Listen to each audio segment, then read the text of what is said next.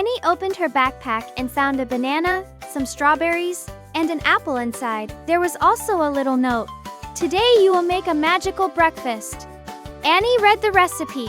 Cut the fruit, add oats and plant milk, sweeten with a little maple syrup, and mix with a smile.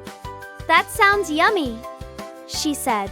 With her mom's help, Annie washed the fruit and cut it into small pieces. She put them in a bowl, added some oats, and poured in some plant milk. Then she added a little maple syrup. She mixed everything carefully and gave a big smile. All done.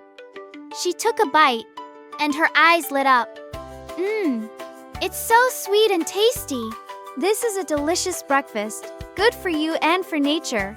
Annie ate it all and then spent the whole day running, jumping, and laughing. From that day on, she knew healthy food can be delicious and give you energy to play.